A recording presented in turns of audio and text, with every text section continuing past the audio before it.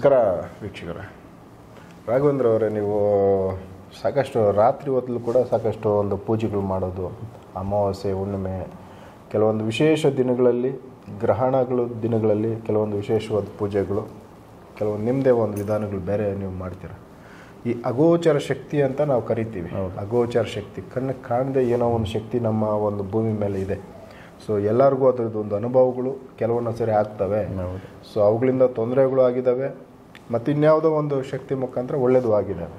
So ಒಂದು ಶಕ್ತಿ ಯಾವುದೋ ಒಂದು ಅಗೋಚರವಾದ ಈ ಭೂಮಿ ಮೇಲೆ ಇದೆ ಅನ್ನೋ ಒಂದು ವಿಚಾರಕ್ಕೆ ನಿಮ್ಮ ಅನುಭವ, ನೀವೇನು ಹೇಳಕ್ಕೆ ಬಯಸ್ತೀರಾ? ಸೊ ಅದನ್ನು ನಿಮ್ಮ ಒಂದು ಮಾತುಗಳಲ್ಲಿ ತಿಳಿಸಿ. ವೀಕ್ಷಕರಿಗೆ ಮೊದಲು ನಮಸ್ಕಾರಗಳು. ಅಂದರೆ ಈ ಮಾಯೆ ಶಕ್ತಿ ಅನ್ನೋದು ನಾವು ಮಾಡಿದ್ದಲ್ಲ. ಇದು ಅಂದರೆ ಇದ್ರ ಸೃಷ್ಟಿ ಮಾಡಿರೋದು ಯಾರು ಅಂತಂದರೆ ಭೂಲೋಕದಿಂದನೇ ಬಂದಿರೋದು. ಅಂದರೆ ಭೂಲೋಕ ಏನೈತಲ್ಲ, ಇದು ಇಲ್ಲಿ ನಾವು ಅನ್ಕೊಂತೀವಿ ನಮಗೇನೋ ಮಾಯೆ ಐತೆ, ಒಂದು ಆತ್ಮ ಐತೆ, ಏನೋ ಒಂದು ಕಣ್ಣಿಗೆ ಕಾಣದಂಥ ಒಂದು ಶಕ್ತಿ ಏನೋ ಒಂದು ಕಡೆ ಓಡಾಡ್ತೈತೆ ಅಂತೀವಲ್ಲ, ಇದು ನಾವು ಮಾಡಿರೋದಲ್ಲ. ಇದು ದೈವಲೋಕದಿಂದನೇ ಬಂದಿರೋಂಥ ಇದು ಮಾಯಾ ಶಕ್ತಿ ಅಂತ ಹೇಳ್ತೀವಿ. ಇದು ಹೆಂಗೆ ಅಂತಂದರೆ ಅದು ಆಲ್ಮೋಸ್ಟ್ ಎಲ್ರಿಗೂ ಗೊತ್ತಿರ್ತದೆ. ಇದು ಈ ರಾವಣ ಏನು ಮಾಡ್ತಾರೆ, ಮೊದಲು ಈ ಆತ್ಮಲಿಂಗ ಪಡಿಬೇಕು. ಇದು ಅವ್ರಿಗೊಂದು ಇದಾಗಿರ್ತದೆ, ಜಪ ತಪ ಮಾಡಿ ಆತ್ಮಲಿಂಗ ಪಡಿಬೇಕು ಅಂತೇಳಿ ಡೈರೆಕ್ಟು ಕೈಲಾಸಕ್ಕೆ ಹೋಗ್ತಾರೆ. ಕೈಲಾಸಕ್ಕೆ ಹೋಗಿ ಶಿವನ ಕಂಡು ಧ್ಯಾನ ಮಾಡಿ ಇನ್ನು ಆತ್ಮಲಿಂಗ ಪಡಿಬೇಕು. ಅದೇ ಟೈಮ್ಗೆ ಏನಾಗುತ್ತೆ, ಇದನ್ನು ಕೈಲಾಸದಿಂದ ಆತ್ಮಲಿಂಗ ಮತ್ತೆ ಬಂದರೆ ಅಲ್ಲಿ ಶೂನ್ಯ, ಇನ್ನೇನಿಲ್ಲ, ಅಲ್ಲಿ ಕೈಲಾಸನೇ ಮುಗಿತು, ಖಾಲಿ ಅಲ್ಲ. ಅದಕ್ಕೆ ನಾರದ್ರು ಏನು ಮಾಡ್ತಾರೆ, ನಾರದ್ರು ಸೃಷ್ಟಿ ಮಾಡಿರೋಂಥ ಇದು ಮಾಯಾಶಕ್ತಿ. ಇದು ನಾರದ್ರು ಏನು ಮಾಡ್ತಾರೆ, ಒಂದು ಅಗೋಚರವಾದ ಒಂದು ಶಕ್ತಿ ಮಾಯಾದೇವಿನ ಕರೀತಾರೆ. ಆಮೇಲೆ ನೀನು ತಾಯಿ ಹಿಂಗೆ ಬರಬೇಕೀಗ, ಯಾಕಂದರೆ ರಾವಣ ಅಲ್ಲಿ ಕೈಲಾಸದಿಂದನೇ ಈಗ ಈಶ್ವರಪ್ಪಂದಂಥದ್ದು ಶಿವಂದು ಆತ್ಮಲಿಂಗನೇ ಓದ್ತೈತೆ. ಅಲ್ಲ, ಆತ್ಮಲಿಂಗ ಏನೇ ಮಾಡಿ ಅಲ್ಲಿ ನಿಲ್ಲಿಸ್ಬೇಕು, ಅದ್ರ ಬಿಟ್ಟು ಬೇರೆ ಏನನ್ನ ಕೇಳಂಗೆ ಮಾಡಬೇಕು ಅಂದ್ಬಿಟ್ಟು ನಾರದರು ಸೃಷ್ಟಿ ಮಾಡಿ ಆ ದೇವಿನ ಆಹ್ವಾನ ಮಾಡ್ಕೊತಾರೆ. ಆವಾಗ ಆ ತಾಯಿ ನೀನು ಮಾಯ ಒಳಗಡೆ ಬಿದ್ದೆ ಅಂತ ಕೇಳ್ತಾರೆ ನಾರದರಿಗೆ. ಅವರ ನಾನು ಹಂಗಲ್ಲಮ್ಮ, ಇದು ಒಂದು ಕಲ್ಯಾಣಕ್ಕೋಸ್ಕರ ಆಗಬೇಕು, ಯಾಕಂದರೆ ಕೈಲಾಸದಿಂದ ಮತ್ತೆ ಹೋಯ್ತು ಅಂತಂದರೆ ತುಂಬ ಕಷ್ಟ ಆಗ್ತದೆ ಆತ್ಮಲಿಂಗ ಅದು ಅಂಥೇಳಿ. ಸರಿ ಆಯಿತು, ನಿನ್ನ ಇಚ್ಛೆ ಅಂತೆ ಆಗಲಿ ಅಂಥೇಳಿ ಅಲ್ಲೇನು ಮಾಡ್ತಾರೆ, ಇನ್ನೇನು ಆತ್ಮಲಿಂಗ ಅಪ್ಪನ ಧ್ಯಾನ ಆಯಿತು, ಎಲ್ಲ ಆಯಿತು, ಸ್ವಾಮಿನ ಕೇಳೋ ಟೈಮ್ಗೆ ಈ ಮಾಯ ಶಕ್ತಿ ಬಂದು ರಾವಣನಿಗೆ ಗೊತ್ತಿಲ್ಲದಂಗೆ ಸೇರ್ಕೊಂತದ್ದು ಇಲ್ಲಿ. ಆವಾಗ ಆತ್ಮಲಿಂಗ ಕೇಳೋ ಬದಲು ಅದೇ ಟೈಮಲ್ಲಿ ಪಾರ್ವತಿ ದೇವಿಯವ್ರು ನಡ್ಕೊಂಬತ್ತಾ ಇರ್ತಾರೆ. ಆವಾಗ ಆ ತಾಯಿನೇ ಕೇಳೋದು, ನನಗೆ ಇದು ಇವ್ರು ಕೊಡು ಅಂತೇಳಿ, ಪಾರ್ವತಿನೇ ಕಳಬೇಕು ಅಂತೇಳಿ.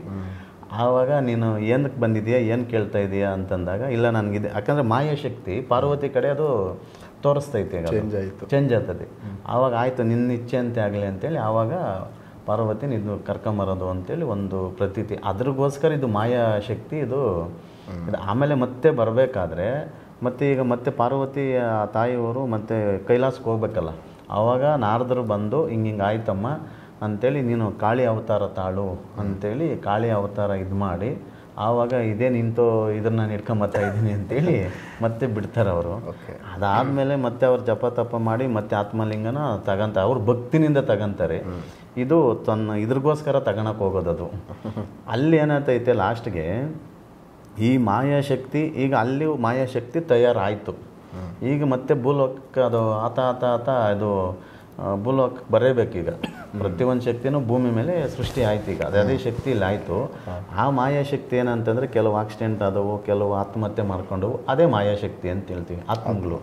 ಅಲ್ಲೇನಾಯ್ತು, ಅಲ್ಲಿ ಜಾಗ ಇರಲ್ಲ. ನಮ್ಮ ಟೈಮ್ ಏನಾಯ್ತಲ್ಲ, ಇಷ್ಟು ವರ್ಷ ಭೂಮಿ ಮೇಲೇ ಇರಬೇಕು.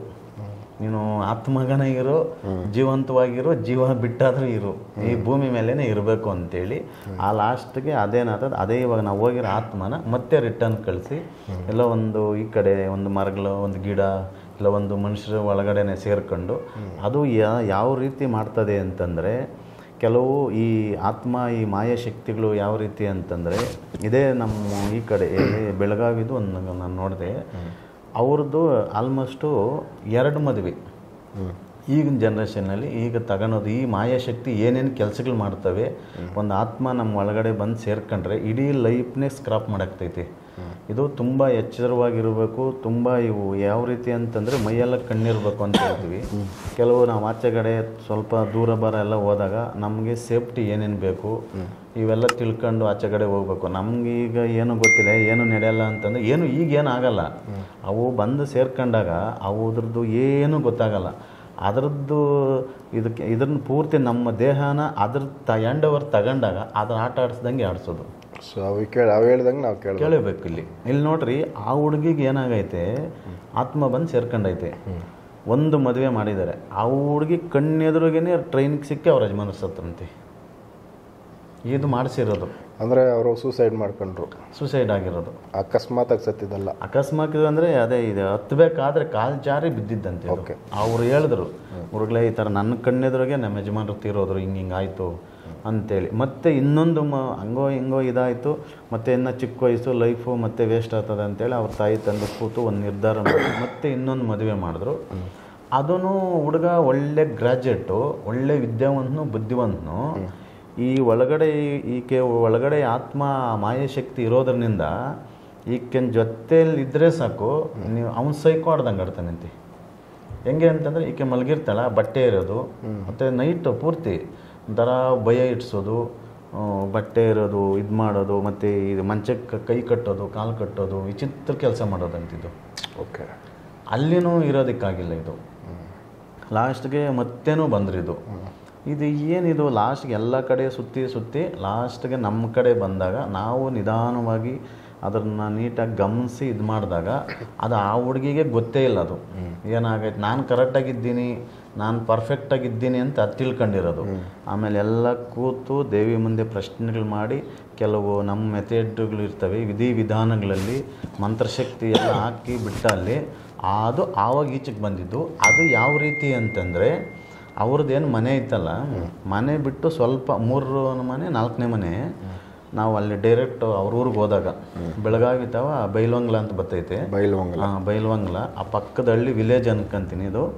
ಅಲ್ಲಿ ಏನಾಯಿತು, ಲಾಸ್ಟಾಗೆಲ್ಲ ನಾವು ನೋಡಿ ಗಮನಿಸಿದಾಗ ಪಕ್ಕದ ಮನೆ ಒಳಗಡೆ ಅವ್ರದ್ದು ಯಾರು ಅಂದರೆ ಗರ್ಭಿಣಿ ಒಂದು ಹೆಂಗಸು ಸೂಸೈಡ್ ಮಾಡ್ಕೊಂಡು ತೀರೋಗಿತ್ತು. ಆ 2 ಆತ್ಮಗಳು ಇಲ್ಲಿಗೆ ಬಂದಿತ್ತು, ಈ ಹುಡುಗಿಗೆ ಸೇರ್ಕೊಂಡು ಈ ರೀತಿ ಕೆಲಸ ಕೊಡ್ತಾ ಇದ್ದವು.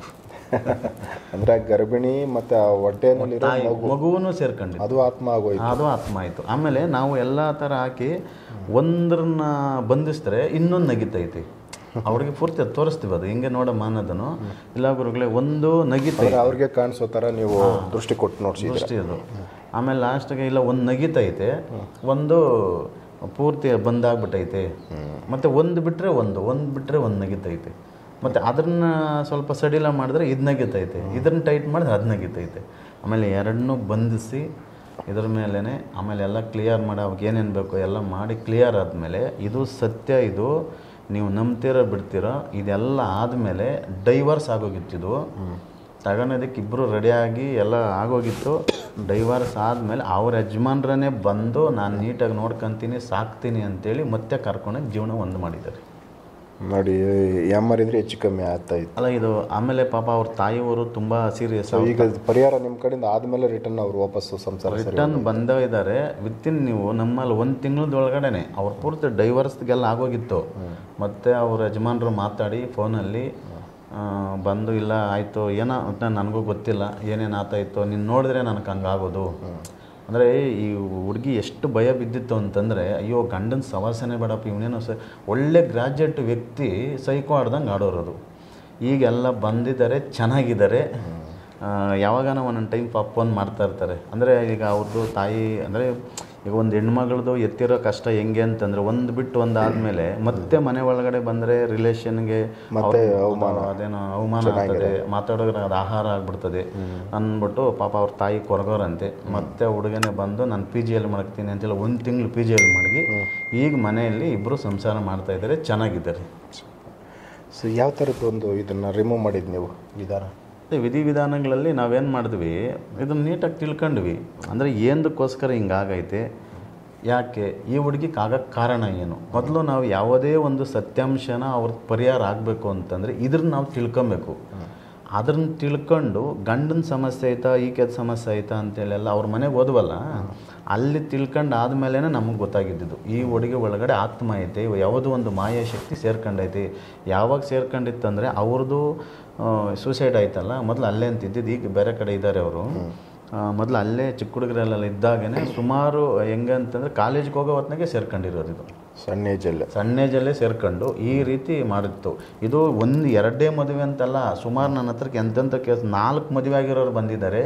4 ಮದುವೆನೂ ಗಂಡನೂ ಬಿಟ್ಟಿದ್ದಾರೆ, ಹೆಂಡ್ತಿನೂ. ಈಗ ಅಂದರೆ ಹುಡುಗರಿಗೂ 4 ಮದುವೆ, ಹುಡುಗಿರಿಗೂ 2-3 ಮದುವೆ ಆಗಿರೋರು ಲೈಫು ನೀಟಾಗಿ ಸರಿ ಹೋಗ್ತಾ ಇಲ್ಲ. ಈ ಮಾಯಾ ಶಕ್ತಿ ಒಳಗಡೆ ಸೇರ್ಕೊಂಡ್ರೆ ಈ ಆತ್ಮಗಳು, ಈ ಶಕ್ತಿಗಳು ಗಂಡ ಹೆಂಡ್ತಿನ ಒಂದಾಗೋದಕ್ಕೆ ಬಿಡಲ್ಲ. ಆಮೇಲೆ ಡಿಸ್ಟರ್ಬು, ಕೆಲಸಗಳು ಏನು ಮಾಡೋದಕ್ಕೂ ಬಿಡಲ್ಲ.